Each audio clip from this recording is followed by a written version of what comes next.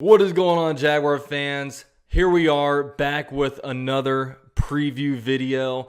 These preview videos are so much better to do after when you actually have a winning record. Take that from me, a long-suffering Jaguars fan, but last Sunday, a few days removed from coming off of a upset victory against the Colts where we won 27-20, and really nobody gave us a chance to win that one, man. Everybody, the consistence, it was almost unanimous on every site that the Jaguars were going to lose to an AFC South favorite team in the Colts. But the Jaguars went out there and they shocked not only the world, but they seemed to shock Jaguar fans. Not many Jaguar fans really saw that coming, but here we are, man. 1 week later, this Sunday, we are going to be playing another division game. So a very important game this Sunday. We are traveling to Tennessee to take on those dreaded Tennessee Titans. And it's another important one, man. You only get 6 division games per year. This is the easiest, the best way to get into the playoffs and win your division is actually beat your division opponents. And once Sunday is done, we are already played 33% of our division game, so got to take over. Both teams are going into this game 1-0 after the Titans, I should say, beat the Broncos in the last Monday night game of the opening week of the NFL season. And with me to preview the Tennessee Titans, I brought over Titan Upload, and we're going to get into that interview right at the intro. So with all that said, let's get it. So joining me for today's preview video, I have a Titans YouTuber, Titan Upload. What is going on, my man? Hey, not much, man. Thanks for the invite. And wow, getting ready for this showdown between the Jaguars and the Titans for the AFC South title here. Let's go. Yeah, it's going to be an awesome one, man. And Titans actually just played recently, man. They were the very last game of the NFL Week 1. So it must have been intact. Like, it must have just been horrible waiting around for that. But it was a 10:30 p.m. Eastern kickoff, and the Titans actually went out there and played the Broncos. So we have really 1 week of film kind of out there. So week 1, what were some takeaways that you had from that game on the Titans end, and how do you feel? What kind of things surprised you besides Gostkowski's missed field goals? Yeah, it was very tough one to take. I thought the Broncos had a lot of injuries.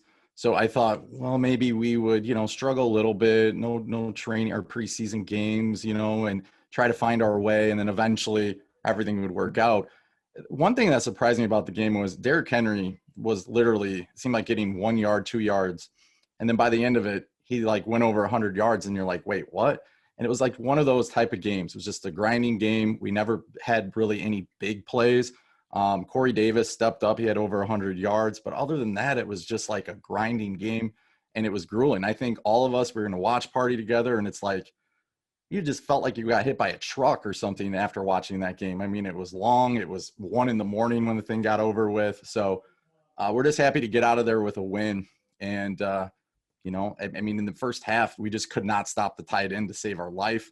Fant just went off on us. I think he had 81 yards in the first half with a touchdown. Second half comes, he didn't catch one ball. So good adjustment by the Titans, good win. We overcame adversity the last drive of the game, but they put it really stressful on fans, let me tell you. So the Titans obviously, once they put in Tannehill last year, they obviously went extremely far. I mean, they were one of the final 4 teams left in the NFL when it comes to actually going to the AFC Championship game and losing. Since then, like, how do you feel? Do you think the Titans did a good job about kind of making sure that their roster is set and built and ready to push forward into 2020 to really make a Super Bowl run? Yeah, they did everything they needed to do. I mean, it took a little bit longer than the fans wanted, but I think John Robinson, our GM, played it how you should play it. He was patient, and he was waiting for the right time to strike. And then the only thing at the end of once we got Tannehill and Henry signed, I mean, we brought in Beasley. I mean, we're still unsure if he's going to play and when he's going to play. I don't even think he'll actually play this week. He didn't really practice too much today at all. But once we got Clowney, I think that kind of put the plan in place because we lost Casey for a 7th-round pick, which I still can't believe we did that. But Clowney kind of put the piece together, and now it's like, okay, we're ready. They're bought in. Fans are bought in. So let's just make this thing happen this year. Now, it's no secret that the Titans really have like a ground and pound mentality, kind of similar to the Jaguars in 2017.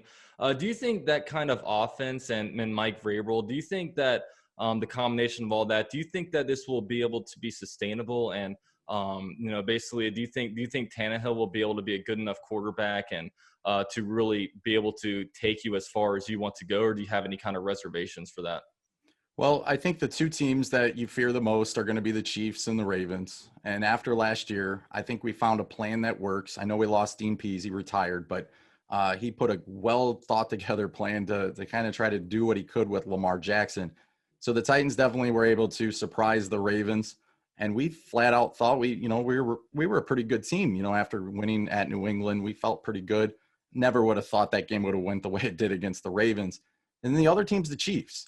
And if you look at our history, we've won 4 out of 5 versus the Chiefs. The Chiefs have one area that they need to be able to do against us, and that's stop Derrick Henry. If they can stop him, then obviously you got the Mahomes, impact and effect. But, if they can't stop him, I think we got a fighter's chance. So I think the style that we run, the ground and pound, and like you said, with Tannehill, play action, A.J. Brown, Corey Davis, if you can stay healthy, Jonnu Smith, I think you're really going to start to see him blossom this year. I think the Titans can be a major player, and I think that offense can work. The only thing I'm scared about, to be honest with you, I think a lot of other teams are starting to look at the Titans in that form, or you could say the Jaguars of 2017, and be like, wow, we can actually win and make up ground using this type of approach. It's not fun. It's fun when you win, but it's not one of those things where the media is going to suck it up at all. So you just kind of take your lumps with them, but at the end of the day, it doesn't really matter. All that matters is wins. So going into week one, a lot of Colts fans pretty much thought they had the game already won. I mean, they thought the Jacksonville was an easy game. It was almost like a week one game for an SEC team where they play Arkansas State. Like they thought they had this one in the bag, and then the Jaguars actually went out there and won. So I want to get a pulse of the Titans, man. How did obviously the Jaguars have been pretty dominant against the Colts, especially at home. They haven't lost to the Colts at home since 2014 when Chad Henne was a starter. It's a little bit different for the Jags and Titans. I mean, this game is in Nashville, and the Jaguars haven't won in Nashville, and I can't even remember how long. And just over the team's history, they just don't win in Nashville very much. So let's get a pulse of the Titans fan base. How do they feel about this game coming up? And are you at all surprised with what happened with the Jacksonville Indianapolis Colts game last week?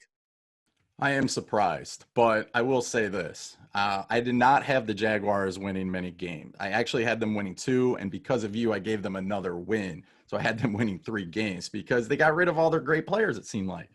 The one thing you notice, and the one thing I thought would happen with them, those young guys, and I mean, it's just like a baseball team, I view it. I'm a big White Sox fan. I know you are too, or at least you were at the World Series game. But at the end of the day, I think the way you do it is you build, and you continue to build young, and you know what I mean? You do it through the draft, you do it the right way, and I think the Jaguars are going to do that. Now, they may not be going to the playoffs in the next year or two, but eventually I think they're going to be pretty good. But what they are going to be in the short time is what you got to see on Sunday.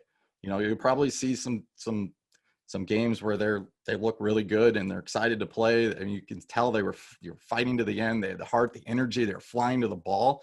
It was fun. I just went back and rewatched the game, just to kind of get more of a little bit more on the inside for the Jaguars. So as Titan fans, it is very concerning. It is a division game. You are coming in with some energy and some confidence.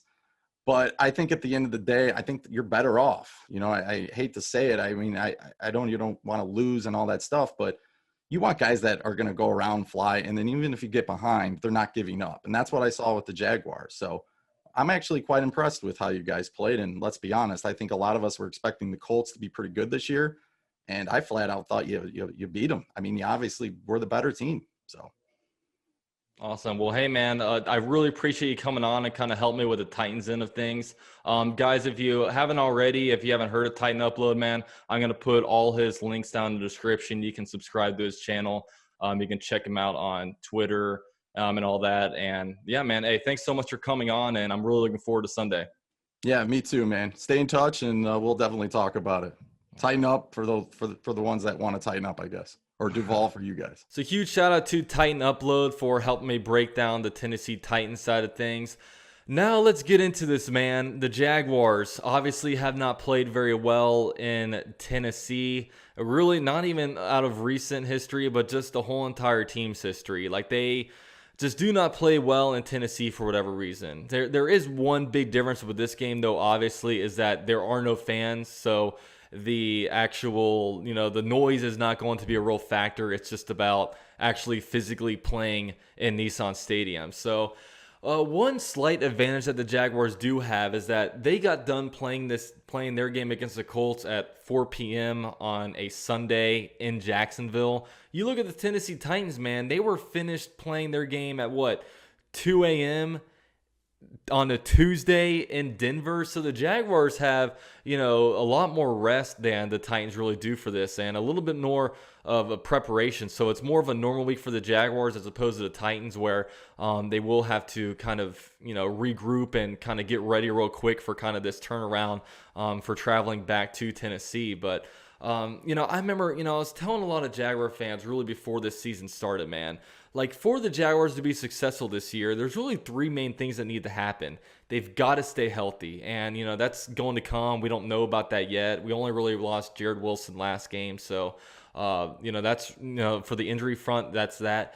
The rookies are going to have to contribute. The rookies are a big reason why the Jaguars won against the Colts last Sunday. There are 15 rookies on the roster. That's about 33% of the actual roster is rookies. And you look at it, and CJ Henderson, he played an incredible game. Interception, couple pass breakups, including a key pass breakup on a 4th and 4 that clinched the game for the Jaguars and put Gardner Minshew in victory formation. Josh Robinson was big for us after, cutting Fournette a couple weeks ago. Josh Robinson came in there, or James Robinson came in there. I apologize, guys. I'm horrible on names, and it's going to take me a while to get Robinson's name right. But Robinson came in there, man, and he did some things that Fournette, quite frankly, I didn't see Fournette ever do. So, James Robinson was huge for the Jaguars, and even Laviska Shenault. He didn't have a whole lot of receptions, but, one of his receptions, he trucked a defensive back, and then he also got a touchdown. So those are some good things. So, we're going to need the rookies to contribute once again. And Gardner Minshew, man. Gardner Minshew was near perfect last game, and I see, he was 19 for 20 last game. 3 touchdowns. And there are a lot of people, oddly enough, there are people that are picking apart his game, saying, oh, he didn't throw downfield at all. He, took too many sacks. But, man, don't nitpick a quarterback that goes 19 for 20. He stayed within the game plan, and he stayed within the game plan and won. Jay Gruden did a great job of really coming up with a game plan for them, and, the Jaguars did great with it. Now, it's going to be interesting as the season goes on, because the thing is, these rookies, they're only going to get better as the season unravels. But the thing is, as the season unravels, there's going to be more and more game film on these rookies. Going into the Colts game, if the Colts wanted to know anything about these rookies, they're going to have to look at Laviska Shenault for Colorado, look at CJ Henderson for Florida, look at James Robinson at Illinois State or whatever college he went to. Now as they get more and more games under their belt, they're going to be able to scout them and really see kind of what their weaknesses are and where they can attack. So that'll be an interesting thing as the Jaguars rookies get older and where they can kind of compete against that. So it'll be really interesting. Now, the Titans came off of that Monday Night Football game, and I don't know about you guys, man, but that was a real snoozer. And, I didn't feel that much better about really, none of these AFC South teams really impressed me. I mean, I look at the Titans, and the Titans, they almost reminded me a lot of the Jaguars coming off of the 2017 AFC Championship game when they played the Giants. The Jaguars beat the Giants, and everybody kind of thought that the Giants and Jaguars are going to be good teams, and none of that really came out. And a lot of people were doing the same thing. They're projecting the Denver Broncos to be good and the Tennessee Titans, and I don't think the Broncos are going to be good at all.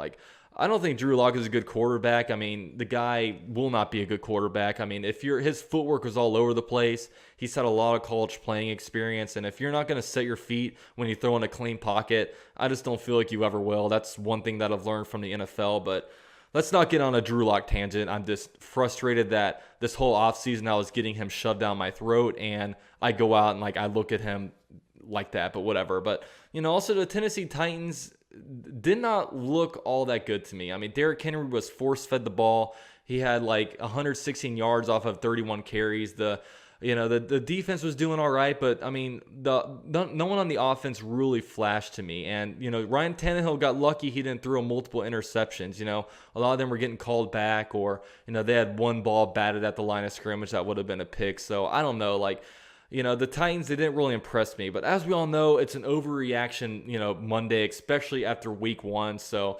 every week is going to be different. Obviously, the Jaguars, it's been tough playing against the Tennessee Titans in our history. So, we'll see, though, man. But the Jaguars, really after week 1, man, it pumps some juice into me, man. It really makes me feel like this AFC South is really, up for grabs. And, I'm really hoping, with this game that the Jaguars can go in here and take over. Now, I knew last week against the Colts, I projected the Jaguars to win that one. I don't think I'm going to project the Jaguars to win this one against the Titans. I just, maybe that's me as a Jaguars fan, because whenever you start to get your hopes up, they kind of come crashing down in a way, and I don't want to put myself in a vulnerable position like that, but that kind of stuff generally tends to happen. But really, for the Jaguars to win this one, they're going to have to play a similar game to really how they play in the Colts. Now, the defense did some good things in the second half when it comes to making adjustments. Like, the Colts were running the ball all over us in the first half. And then, in the second half, they kind of stopped that. The first half, the Colts were getting a bunch of screen plays on us. The Jaguars were able to kind of stop that in the second half. And they're going to have to play something similar to that, really limit the big plays. They're going to have to obviously win the turnover battle again. The Jaguars were +2 in the turnover margin last game with getting a couple good interceptions and Gardner Minshew just taking care of the ball. You're going to need to win the turnover battle and just win your one-on-one battles, man. And it's gonna be a good game. I'm really hoping for it, and the Jaguars have a real opportunity, man, to really shock the world. To go from a team that might be tanking to all of a sudden all by themselves at the top of the division at 2-0. So it's gonna be an interesting one. I will be live streaming this game again, so that's gonna be a lot of fun. So definitely join me there. And if you guys haven't already, man, look at the links down below, man. Follow me on Twitter and Instagram at UCF_Jaguar. I'm very active on both of those platforms. And big shout out to all the members that I've gotten. I've received a lot of new members this week. I did my first members only Zoom call last night, and it was a great time. So thanks everyone for stopping by, and more member only content to come. And thank you guys all so much for watching this video, and I will see you guys Sunday. Go Jags.